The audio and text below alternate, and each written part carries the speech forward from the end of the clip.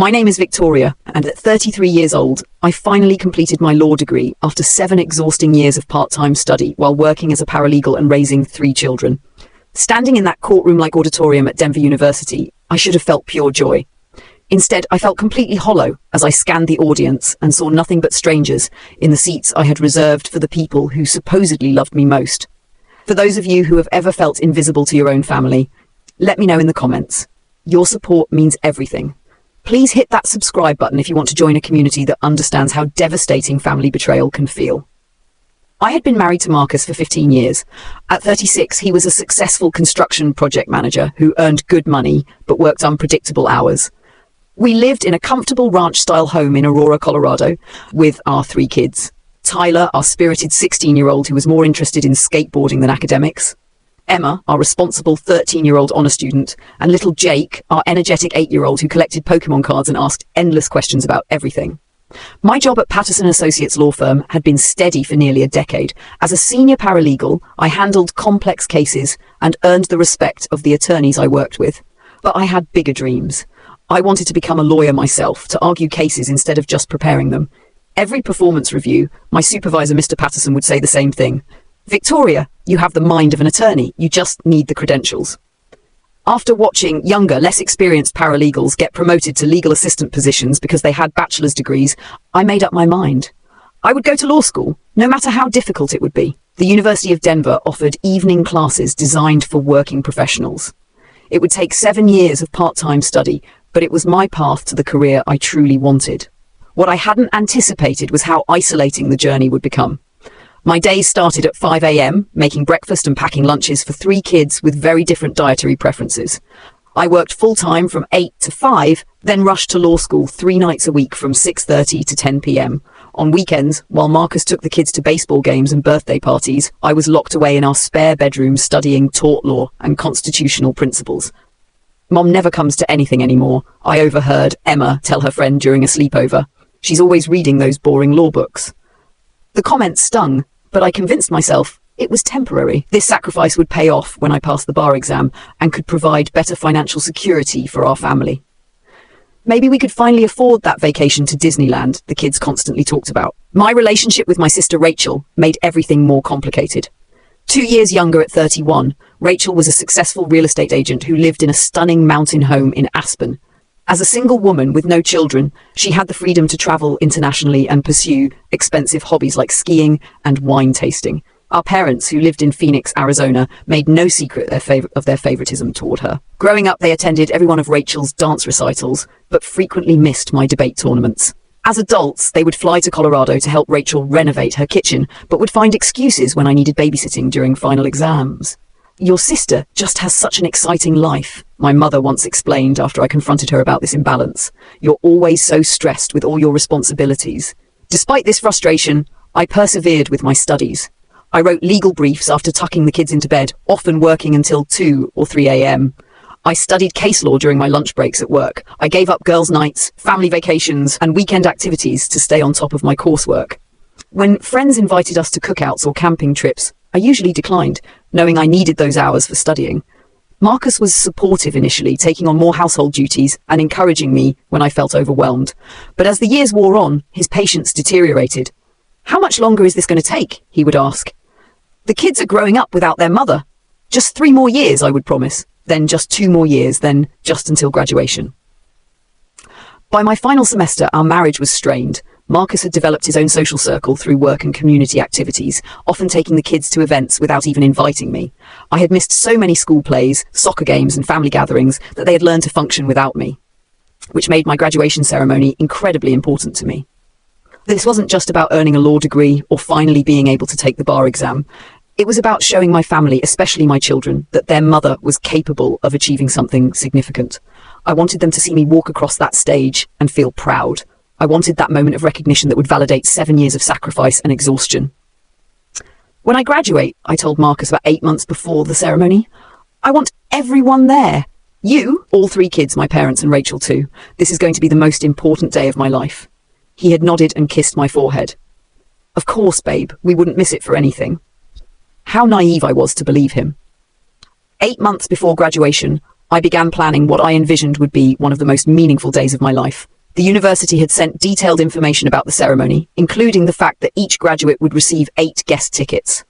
I immediately claimed all 8, one each for Marcus, Tyler, Emma, Jake, my mother, my father, Rachel, and my mother-in-law, Susan, who had always been supportive of my educational goals. I called my parents in Phoenix to give them the date, which they wrote down with what seemed like genuine enthusiasm.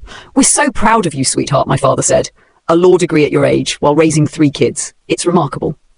Next, I contacted Rachel, who lived only 2 hours away in Aspen. Unlike our parents' lukewarm response, she seemed genuinely excited. "Vic, that's incredible. 7 years of law school while working full-time? You're like Wonder Woman. I'll definitely be there." With family attendance seemingly confirmed, I turned to planning the celebration. I researched restaurants near the campus and found an upscale steakhouse called the Prime Rib that could accommodate our party of 9. It was expensive, nearly $400 for the reservation, but this was a once-in-a-lifetime achievement. I put down the deposit without hesitation. Since my parents would be traveling from Arizona, I also reserved them a suite at the Hyatt downtown, using credit card points I had been saving for years. Everything was falling into place perfectly. 4 months before graduation, I treated myself to a shopping trip, a rare indulgence. I found a sophisticated burgundy dress with elegant beading that would look professional under my graduation gown, but elegant for dinner afterward. I also scheduled appointments for hair, makeup, and a manicure on the morning of the ceremony.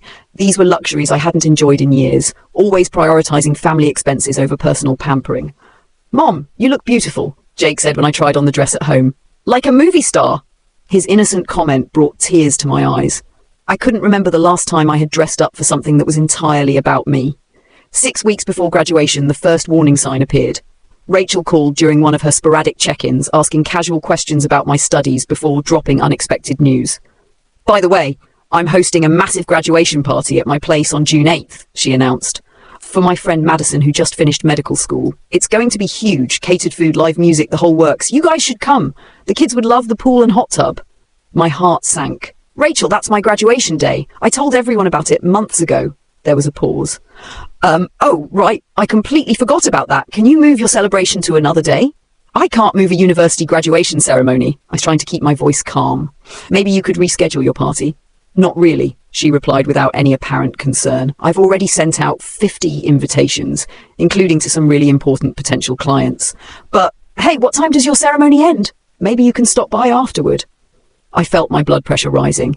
"The ceremony is at 2 p.m. and will probably go until 5 or 6. Then we have dinner reservations." "But that's not the point, Rachel. My family is supposed to be at my graduation." "Come on, Victoria," Rachel said with that dismissive tone she had perfected since childhood. "It's just a graduation. You already had one for your bachelor's degree 12 years ago. This is just another piece of paper saying you took some classes." I was speechless. Just another piece of paper. 7 years of sacrifice reduced to some classes. Before I could respond, Rachel continued. "Look, Mom and Dad are already planning to come to my party. They confirmed weeks ago, and they're bringing Aunt Linda and Uncle Bob, who are visiting from Seattle. You know how rarely we see them." The realization hit me like a physical blow. "You told Mom and Dad about your party before checking with me about the date, even though you knew my graduation was coming up."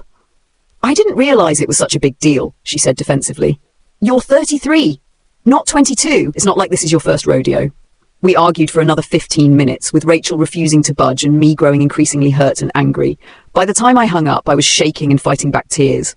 I immediately called my mother, hoping she would see reason and prioritize my graduation. "Mom, Rachel scheduled a party on my graduation day. You can't go to that instead." Her response was infuriatingly diplomatic. "Oh dear, what unfortunate timing. Can't you both reschedule?" "No, Mom. Universities don't change commencement dates for individuals. This has been planned for over a year. I told you about it 8 months ago." "Well, it's just so difficult," she sighed. "Your aunt and uncle will be here from Seattle, and you know your father loves Rachel's parties. Can't we come to both?" The conversation deteriorated from there, with my mother suggesting I was being unreasonable for not understanding the family's desire to attend both events, as if that were physically possible given the timing and distance involved. That evening, I tearfully recounted the conversation to Marcus, expecting his unwavering support. He listened attentively, rubbing my back as I expressed my hurt and disappointment. "Your family has always been like this," he said soothingly. "But look, you'll still have us there cheering you on. Me and all 3 kids will be your personal fan club. That's what really matters, right?" His words provided some comfort. He was right. My immediate family, my husband and children, had witnessed the daily struggle, the late nights, the stress headaches, the missed family events. They understood what this achievement meant to me. "Promise me you four will be there," I said, looking into his eyes. "No matter what. I promise, Victoria," Marcus replied, kissing my forehead. Nothing could keep us away. I wanted desperately to believe him. The day before graduation arrived with a flurry of last-minute preparations. I picked up my cap and gown from the university bookstore, hanging them carefully in our bedroom closet. I polished my best black heels and charged my phone and camera to capture every moment. Despite Marcus's reassurances, I couldn't shake a growing sense of unease. My parents had sent a formal email 2 days earlier, written in overly polite language, explaining that they would be attending Rachel's party instead of my graduation. They promised to take me to dinner the next time we're in town to celebrate. I had read the email once and deleted it without responding. "At least I still have you four," I said to Marcus as we prepared dinner that evening. He nodded absently, focused on his phone. I noticed he had been texting more frequently throughout the day, but thought nothing of it until my own phone rang. It was my mother. "Victoria, I just wanted to confirm that the kids are still coming to Rachel's tomorrow. She's arranged activities specifically for children their age, and there will be several families there with kids. Tyler, Emma, and Jake are all on her list." I nearly dropped the casserole dish I was holding. "What? No, Mum!" "The kids are coming to my graduation with Marcus." "Oh," she sounded confused. "Rachel said Marcus mentioned bringing them to the party. There will be other teenagers there for Tyler, and the younger kids can swim in the heated pool. They'd have much more fun than sitting through a long ceremony." My hands began shaking as I set down the dish and stepped away from the stove. I looked at Marcus, who was suddenly very interested in chopping vegetables. "Mom, I need to go," I said abruptly and ended the call. The silence in the kitchen was deafening until I broke it. "Marcus, why does my mother think you and the kids are going to Rachel's party tomorrow?" He wouldn't meet my eyes. I might have mentioned to Rachel that the kids were asking about the party. They heard about the pool and the activities from their cousins. "And you told her you were bringing them without discussing it with me first." Marcus finally looked up, his expression a mixture of guilt and defiance. "Victoria, be reasonable. The ceremony is going to be 3 hours of sitting quietly while hundreds of names are called. The kids will be bored out of their minds. So instead of teaching them about supporting family and celebrating achievements, you're teaching them that fun always comes first?" My voice was rising despite my efforts to stay calm. "This graduation represents 7 years of sacrificing time with them to build a better future for us. Don't you think it's important for them to see that hard work pays off?" Marcus sighed heavily. "Of course I do, but the kids really want to go to the party. Tyler has been talking non-stop about swimming with his cousins, and Emma heard that several of her friends from school will be there. Rachel invited their whole families." "So what are you saying?" I asked, though I already knew the answer. "That you want to take our children to a party instead of watching their mother graduate from law school?" "Can't we compromise?" Marcus suggested, his tone irritatingly reasonable. "Maybe I take the kids to the party and meet you at the restaurant afterward to celebrate. Or I could come to the ceremony alone and pick you up after dropping the kids at Rachel's." I stared at him in disbelief.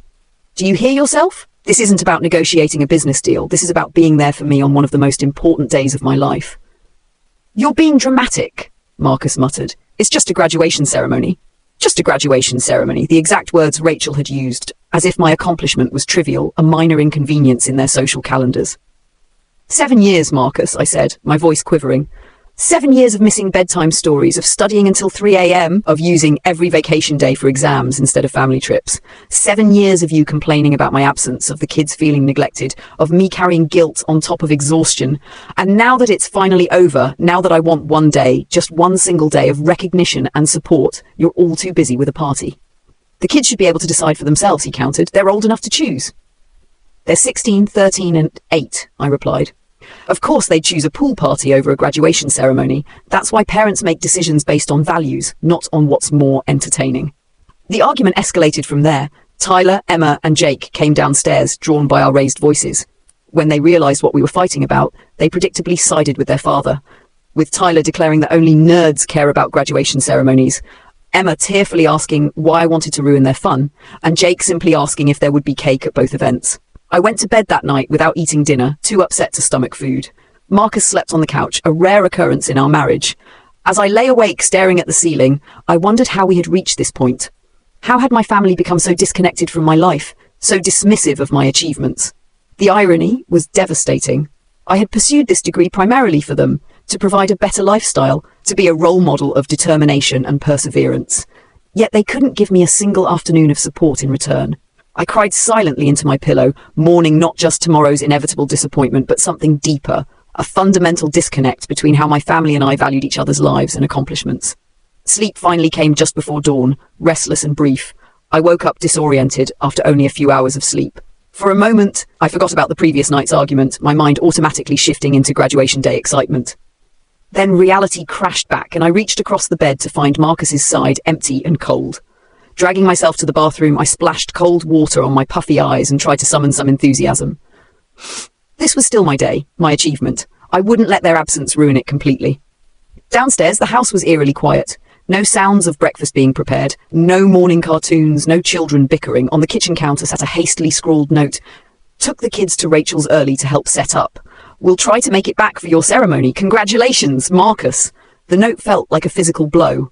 Not even a proper goodbye, just an afterthought promising to try to make it back. I crumpled it and threw it in the trash, then made myself coffee with trembling hands. The clock read 9 a.m. My hair appointment was at 10:30, followed by makeup at noon. The ceremony began at 2 p.m, with graduates required to arrive by 1 for line-up and instructions. Despite the hollow feeling in my chest, I forced myself to follow the day's schedule. The hairstylist commented on my subdued mood, but professionally avoided prying when I didn't engage in conversation. The makeup artist did her best to conceal my swollen eyes and pale complexion, creating a polished look that contrasted sharply with my inner turmoil. Back home, I carefully put on my burgundy dress, straightened the cap on my newly styled hair, and adjusted my graduation gown. I took a selfie in the full-length mirror, trying to smile, trying to feel something beyond hurt. I posted it to social media with a caption about perseverance and achieving dreams, tagging my family members out of habit, or perhaps spite. The congratulatory comments began immediately. Colleagues, distant relatives, old college friends, all expressing pride and excitement. Everyone, except those who mattered most. I texted Marcus before leaving the house. Heading to the ceremony now? Are you still planning to come? 3 dots appeared, disappeared, then reappeared. Finally, Jake got stung by a bee and is having a mild allergic reaction. Nothing serious, but he's upset and clinging to me. Might be running late. Save us seats if you can. I didn't bother responding. Seating was assigned by graduate surname, with family seating in general admission areas. There were no seats to save. Marcus knew this. He had read the information packet I had left prominently on the kitchen counter for weeks. His message was just another excuse, another way to soften the blow of their inevitable absence. The drive to the university was a blur. I parked in the crowded structure and made my way to the law building where graduates were gathering. Around me, fellow students greeted family members, posed for photos, received flowers and hugs. I kept my head down, focusing on finding my place in the alphabetical lineup. My phone buzzed with messages of encouragement from colleagues at the law firm and from Professor Martinez, my favorite constitutional law instructor. Their words were kind, but only emphasized the silence from my family. We processed into the main auditorium to pomp and circumstance, an ocean of identical black gowns and mortarboards. From the stage, I scanned the audience desperately, irrationally hoping to spot Marcus and the kids slipping in late. The ceremony began with speeches from the university president, the law school dean, and a distinguished alumnus who spoke about justice and perseverance, words that felt directed specifically at me. When my section was called, I rose with my row and waited for my name.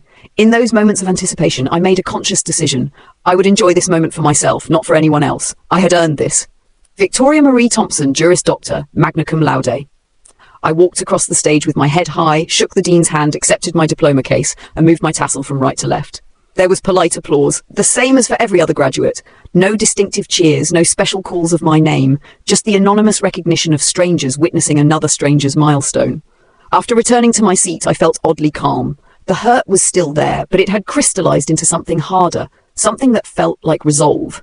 I sat through the remainder of the ceremony in a detached state, clapping automatically for my fellow graduates while my mind wandered to what would come next. When the ceremony ended, graduates flooded the lawn outside for the traditional cap tossing and photos. I stood awkwardly at the periphery, watching families reunite, flowers exchange, champagne bottles pop.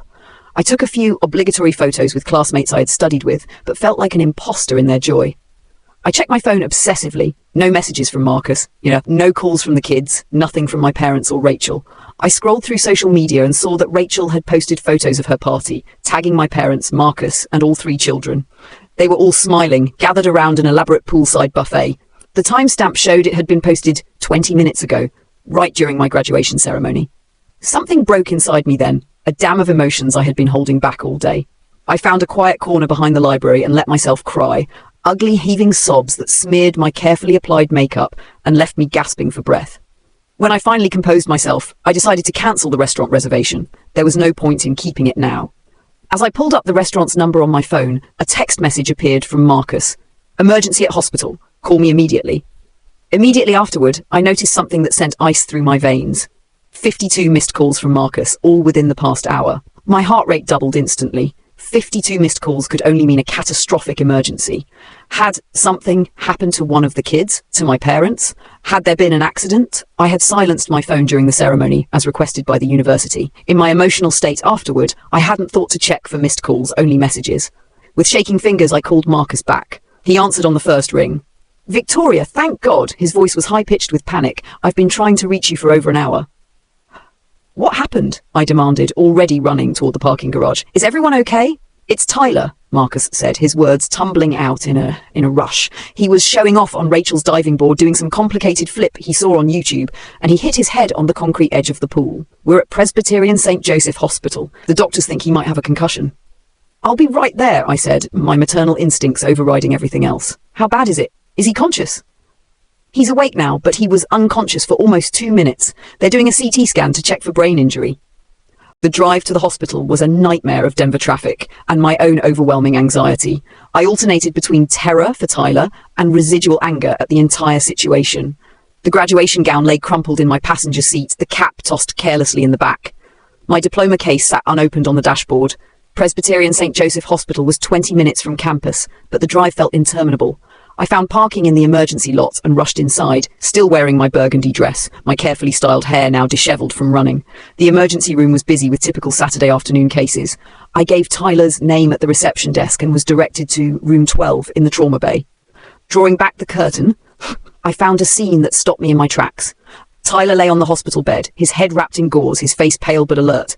Around him stood not just Marcus, Emma and Jake, but my parents, Rachel, and a doctor reviewing scan results on a computer screen. They all turned to look at me as I entered, expressions ranging from relief to guilt to something that looked uncomfortably like pity. Mom, Tyler called out, his voice weak but recognizable. You came! I moved immediately to his bedside, maternal instinct overriding everything else. Of course I came, sweetheart. How are you feeling? What happened? As I smoothed his hair back from his forehead, avoiding the bandaged area, the doctor approached and introduced himself as Dr. Collins. Your son has a mild concussion, he explained, pointing to the scan on the screen.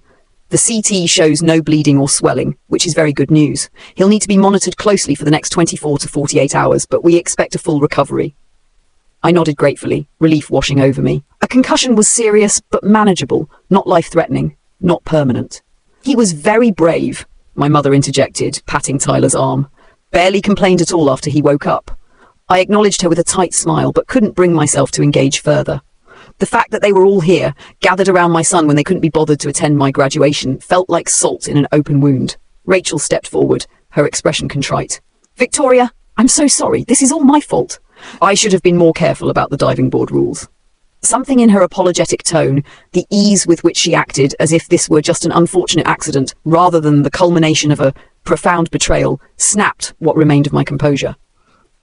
This is your fault, I repeated, my voice dangerously quiet, but not because of your diving board, because you scheduled a party on my graduation day and convinced my entire family that a pool party was more important than 7 years of hard work. An uncomfortable silence fell over the small room. Marcus shot me a warning look, silently pleading for me not to do this here, not now. But 7 years of suppressed exhaustion, frustration, and hurt had reached a boiling point. I just spent the most important day of my professional life completely alone, I continued, my voice trembling but clear. No husband, no children, no parents, not even a single text message of congratulations, because a party with a pool was more important than watching me earn a law degree.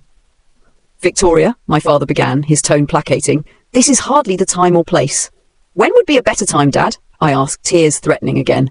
When I'm back to being invisible? When I'm back to being the responsible one who never gets acknowledged? When I'm back to putting everyone else first while none of you can spare a single afternoon for me? My mother looked genuinely confused.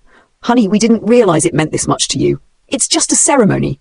Just a ceremony, I repeated hollowly. Just like it's just a degree, just an accomplishment, just my life. Rachel, clearly uncomfortable with the tension, attempted to deflect. Look, what matters now is that Tyler is going to be okay. This was an emergency situation. And if there hadn't been an emergency, I challenged her, would any of you have regretted missing my graduation? Would you have even thought about me at all today? The silence that followed was answer enough. Marcus stepped forward, placing a hand on my arm. Victoria, you're upset and you have every right to be, but Tyler needs calm right now. We can discuss this later. I looked at my son, who was watching the adult drama unfold with wide, worried eyes. Emma stood beside him, chewing her lip nervously, while Jake clung to my father's hand. They didn't deserve to witness this, to be caught in the crossfire of adult resentments. You're right, I conceded, taking a deep breath. Tyler needs us to focus on him right now. I turned my attention fully to my son, asking him about his symptoms, making sure he understood what the doctor had told him about recovery. I kept my voice steady and reassuring, compartmentalizing my hurt, as I had done countless times before. When the nurse came to discuss discharge instructions, I volunteered to listen, needing a break from the suffocating presence of everyone else. After we received the paperwork and Tyler was cleared to go home, I found myself alone with him for a few minutes while the others gathered his belongings. Mom, he said softly, I'm sorry I missed your graduation. I really wanted to go, but the party sounded so fun, and Dad said it would be okay. I swallowed hard, fighting back fresh tears. It's not your fault, sweetheart. Adults made those decisions, not you. But you're sad. Yes, I admitted, seeing no point in lying to him. I'm sad, but I'm also very proud of myself, and I hope someday you'll understand why today was important. He nodded solemnly, his young face contemplative despite his injury. I am proud of you, Mom, even if I didn't see you get your diploma thing. His simple words were the first genuine recognition I had received all day, and they meant more coming from him than they would have from anyone else. After Tyler was discharged with strict instructions for monitoring and rest, we returned to find the hospital waiting room filled with the rest of our family. My parents and Rachel had been discussing their departure plans, apparently planning to drive back to Rachel's house to continue the party. We'll stay until Tyler is settled, my mother announced, as if her presence were a gift I should be grateful for.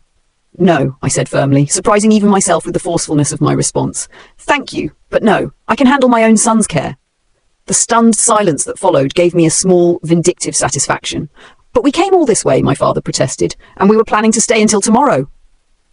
You can go back to Rachel's, I suggested coolly. I'm sure the party is still going on. I need some space right now.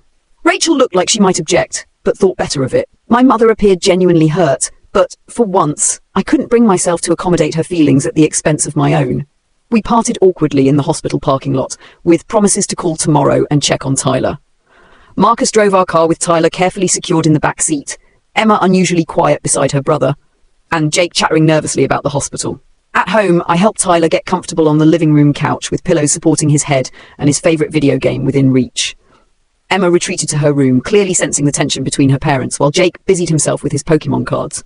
Marcus hovered uncertainly, waiting for the inevitable confrontation. I'm going to change, I said, gesturing to my graduation outfit that I was still wearing. Then we need to talk. Upstairs, I peeled off the burgundy dress that should have been associated with triumph, but now felt like a costume from a failed performance.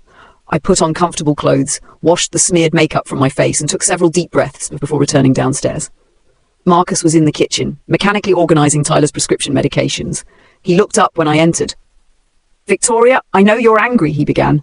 Angry doesn't begin to cover it, I replied, keeping my voice low so the kids wouldn't hear. I feel betrayed, Marcus, by you most of all. He had the decency to look ashamed. I made a mistake. I thought the kids would have more fun at the party, and I didn't realize how important the ceremony was to you. How could you not realize? I asked incredulously. I've been talking about it for months. I specifically asked you to promise you'd be there, all of you. I know, and I'm sorry. When Rachel invited us, the kids got so excited, and it seemed like a harmless compromise at the time. A compromise implies both parties agree, I said bitterly. You made a unilateral decision to prioritize fun over supporting me. Marcus leaned against the counter, running a hand through his hair. You're right, I screwed up badly. But does one mistake erase 15 years of marriage? 7 years of me supporting you through law school? Supporting me? I repeated incredulously. You complained constantly about my absence. You made me feel guilty for studying. You took the kids to events without even trying to include me. And then on the one day I needed you to show up for me, you chose my sister's party instead. That's not fair, he protested. I've been juggling work and childcare and house maintenance while you were in class 3 nights a week. I've been supportive in ways you don't even see. And I've been working full-time while studying nights and weekends for 7 years to build a better future for our family, I countered. We've both made sacrifices, Marcus. The difference is that I would never, ever have missed an important milestone in your life. The truth of that statement hung between us. Marcus knew I was right. For all his complaints about my absence, I had always shown up for his important moments. His work presentations, his father's funeral, his high school reunion. "What do you want me to do?" he asked finally. "How do I fix this?" I shook my head slowly. "I don't know if you can fix it immediately. I need time to think about what this means for us, about whether I can trust you to value me and my accomplishments." "Are you saying you want a divorce?" Alarm crept into his voice. "No," I clarified. "I'm saying I need space to process what happened today. I'm going to take Tyler to my mother-in-law's house for a few days while he recovers. She offered to help with his care, and I need to clear my head." "Victoria, be reasonable," Marcus protested. "I can take care of Tyler. He's my son too." "Yes, he is," I replied. "But right now I need physical distance from you to figure out what I want from this marriage going forward." Marcus looked like he wanted to argue further, but seemed to realize he was in no position to deny me this request. "When will you leave?" he asked quietly. "Tomorrow morning, after I make sure Tyler is stable overnight. Susan already said she'd love to have us visit." As if on cue, the doorbell rang. It was my colleague Jennifer from the law firm, carrying a beautiful bouquet of flowers and a bottle of champagne. "Victoria, congratulations!" she said, hugging me tightly. "I'm so sorry I couldn't make it to the ceremony. My daughter had a soccer tournament, but I wanted to celebrate with you. You worked so hard for this." Her simple acknowledgement brought fresh tears to my eyes. This was all I had wanted from my family, this basic recognition of my achievement. After Jennifer left, I sat with all 3 children to explain my temporary absence. I reassured Tyler that I would be taking care of him during his recovery, and explained to Emma and Jake that I just needed some quiet time to think. "Sometimes adults need space just like you do when you get overwhelmed," I told them. "It doesn't mean I love you any less." Emma, more perceptive than I had given her credit for, asked directly, "Is this because we missed your graduation?" "Partly," I admitted, not wanting to lie to them. I was very hurt by that, but this is more about me needing to figure out what I want going forward. It's not a punishment for anyone. It's just something I need. To my surprise, all 3 children accepted this explanation with minimal protest. Perhaps they sensed the depth of my hurt, or perhaps they were simply exhausted by the day's events. The next morning I packed bags for Tyler and myself and drove to Susan's house in Lakewood. My mother-in-law had always been supportive of my educational goals, and she welcomed us with genuine warmth and excitement about my graduation. "I'm so proud of you, dear," she said as she helped Tyler get settled in her guest room. "A law degree while working full-time and raising 3 children? You're remarkable." Over the next 5 days, while Tyler recovered under Susan's doting care, I received a flurry of apologetic texts and calls. My parents left tearful voicemails admitting they had been thoughtless and selfish. Rachel sent an elaborate flower arrangement to Susan's house with a card acknowledging her role in the disaster. Marcus called every evening, his tone increasingly desperate as he realized I was serious about this separation. But the most meaningful contact came from unexpected sources. Professor Martinez called to tell me about a position opening at a prestigious downtown law firm. Several classmates reached out to celebrate and network. The Colorado Bar Association sent congratulatory materials about taking the bar exam. I spent the week reflecting on my relationships, my career goals, and what I wanted from the next phase of my life. I visited Emma and Jake twice, taking them for ice cream and reassuring them that family challenges were normal and resolvable. I had lunch with Tyler's teachers to discuss his recovery plan and make sure he wouldn't fall behind academically. By the end of the week, I had reached several important conclusions. My family's behavior had revealed painful truths about how they valued my contributions and aspirations, but it had also given me clarity about my own worth and the boundaries I needed to establish going forward. When I finally returned home with Tyler, I was ready for the difficult conversations that would reshape our family dynamics. 1 week after my graduation ceremony, I drove home from Susan's house with a sense of purpose I hadn't felt in years. The time away had been transformative, allowing me to process my hurt without the constant pressure to forgive prematurely for the sake of family harmony. Marcus was waiting for us on the front porch, a tentative smile on his face. He helped carry our bags inside, where the house was surprisingly clean and organized.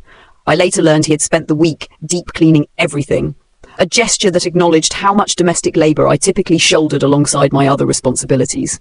"Emma and Jake are at school," he said after getting Tyler settled on the couch.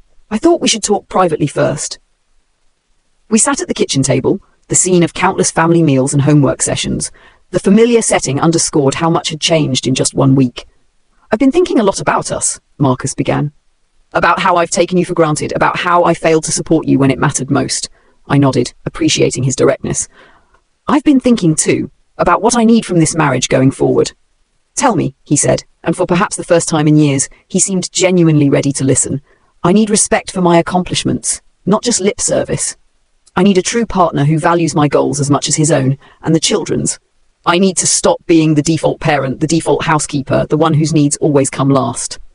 Marcus didn't become defensive as he might have before. Instead, he acknowledged the truth in my words. "You deserve all of that. I see now how I've been putting you last, even while complaining about your absence. It was unfair and hypocritical." We talked for hours, more honestly than we had in years. Marcus revealed his own insecurities about my educational advancement, fearing I would outgrow him professionally and socially. I shared my resentment over bearing the mental load of family management while pursuing my degree. We discussed practical changes, hiring a weekly cleaning service, creating a fair division of parenting responsibilities, and establishing boundaries with extended family who had taken our marriage for granted. When the children returned from school, we had a family meeting. Tyler, his head still tender but healing well, sat solemnly as we explained that we were working through some challenges but were committed to being stronger as a family. "Does this mean you're staying, Mom?" Jake asked, his voice small. "Yes," I assured him, "but it also means some things will be different. I'll be taking the bar exam soon and hopefully starting a new job as a real lawyer. Everyone in this family needs to contribute more at home." To my surprise, all three children readily agreed. Emma volunteered to take over meal planning and grocery shopping. Tyler offered to handle yard work once he was fully recovered. And Jake promised to keep his room clean and help with laundry. They seemed almost relieved to have concrete ways to contribute to our household functioning. Over the next few days, I had similarly forthright conversations with my parents and Rachel. I invited them over individually, not wanting to feel outnumbered during these difficult discussions. My parents arrived first, bearing gifts and elaborate apologies. My mother handed me an envelope containing a substantial check, clearly hoping to buy forgiveness. I returned it to her gently but firmly. "This isn't about money," I explained. "This is about recognizing a pattern that has existed my entire life. Rachel's events always take priority. Her achievements are celebrated while mine are minimized." My father looked genuinely surprised. "We had no idea you felt this way, Victoria." "That's part of the problem," I replied. "You never asked. You never noticed." The conversation was uncomfortable but necessary. I didn't demand dramatic promises or tearful apologies. Instead, I established clear boundaries for our relationship moving forward. I would no longer accept last-minute cancellations or secondary status in family priorities. I would no longer exhaust myself trying to earn approval that was freely given to my sister. Rachel's visit was equally revealing. Without the buffer of our parents or my children, she was forced to confront her role in the family dynamic. "I never intentionally tried to overshadow you," she insisted. "Intent doesn't erase impact," I countered. "Your party could have been scheduled for any weekend. You chose my graduation day, then refused to change it." To her credit, Rachel didn't make excuses. "You're right, I've been selfish. I think I've gotten used to being the center of attention in this family, and I never considered how that affected you." We reached an understanding that would require ongoing effort to maintain. I didn't expect decades of patterns to change overnight, but I was no longer willing to accept being an afterthought in my own family story. The weeks that followed brought gradual healing. Tyler's concussion resolved completely, and he returned to school with a newfound respect for safety rules. My bar exam registration was approved, and I began studying for the test that would finally make me a licensed attorney. The extra income from my expected salary increase would allow us to hire regular household help, relieving some of the domestic burden that had contributed to my exhaustion during law school. Marcus followed through on his promises, taking on more parenting responsibilities and making a point to celebrate my professional milestones publicly. The children, watching their parents model new behaviors, began showing more appreciation for my contributions both at work and at home. Perhaps the most meaningful gesture came 6 weeks after graduation, when Rachel organized a small surprise party specifically to celebrate my law degree. She invited my close friends and colleagues, ordered a cake decorated with the scales of justice, and gave a speech acknowledging my determination and intelligence. My parents attended, bringing a professionally framed copy of my diploma and a photo album documenting my 7-year journey through law school. It was a lovely evening, but its significance went beyond the celebration itself. It represented a shift in how my family perceived my accomplishments, a recognition that my milestones deserved the same attention and respect as anyone else's. As I prepared to hang my diploma in the home office that would soon become my study space for bar exam preparation, I reflected on the unexpected journey that had followed my graduation day. What should have been a simple celebration had instead become a catalyst for profound change in my most important relationships. I had learned that sometimes the greatest gift of education is not the degree itself, but the self-knowledge that comes with it. I had learned that standing up for myself didn't mean losing my family, but rather creating healthier connections based on mutual respect. I had learned that setting boundaries, though initially painful, ultimately allows for more authentic relationships. Most importantly, I had learned that my worth was not determined by others' recognition, but by my own sense of accomplishment and integrity. The empty seats at my graduation had initially felt like rejection, but they had ultimately led to a fuller understanding of my own value and the courage to demand that others recognize it too. Sometimes the deepest wounds lead to the most significant growth. 2 months later, I passed the Colorado bar exam on my first attempt. This time, when I received the notification, my phone immediately rang with congratulations from Marcus, followed quickly by excited calls from all 3 kids, my parents, and even Rachel. My mother-in-law Susan sent flowers to my office at the paralegal firm where my colleagues threw an impromptu celebration. This time, there were no empty seats in my support system. And that made all the difference. Have you ever had to stand up for yourself with family members who took you for granted? How did you handle it? Share your experience in the comments below. And don't forget to like and subscribe for more stories about navigating family dynamics and finding your voice. Thank you for listening to my journey. And remember, your achievements deserve celebration, even if you have to be your own biggest cheerleader sometimes.